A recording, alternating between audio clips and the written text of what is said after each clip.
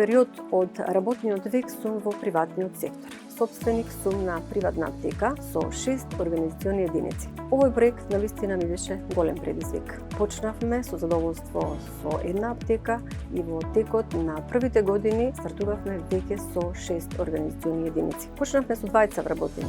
Сега сме веќе 25 вработени, од кои што поголем дел се фармацевти, а помал број се фармацевски техничари, кои што имаат големо искуство во фармацевската дејност. Вработените се најважниот ресурс во секоја компанија. Улогата на фармацевтот во давање на фармацевската услуга е навистина посебна, има посебна специфичност. Зошто велиме специфичност? Затоа што фармацевтите од една страна ги издаваме рецептите кои што се пропишани од страна на лекар, а од друга страна помагаме во лекување на полесните здравствени проблеми кај пациентите. Јас сум прв претседател на фармацевската комора кој што доаѓа од базата, односно од аптека, каде што секојдневно се среќаваме со проблемите на нашите пациенти. Го ставам на располагање сето мое искуство, сето мое знаење како професионалец кој што целиот свој работен век го поминал во аптека, добро познавајќи ги сите проблеми со кои што се очуваат и фармацевтите и пациентите. Се работи за услуги како што е мерење на шеќер, мерење на крвен притисок, исто така правење на некои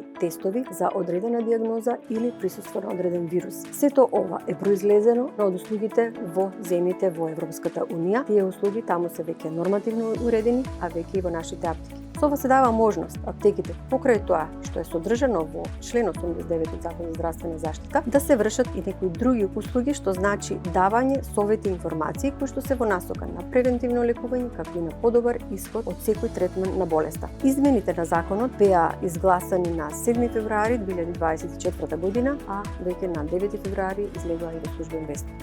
Но личните карактеристики ги ставам на прво место. Најважно е да имаме одговор на прашањето која е целта што сакаме да ја постигнеме. Потребно е многу трпение за да се издржат неминовните потешкоти, да се стремиме кон усовршување на многу работи кои што ги имаме зацртано, да се почувствува колегијалноста, тимскиот дух и желбата за успех, да учиме на грешките, да го избираме најдобриот предлог, најдоброто решение. За да бидеш успешна жена, многу е битно да бидеш независна, емоционално силна и да имаш самодоверба, да донесуваш одлуки кои што се базираат на сопствените желби и потреби.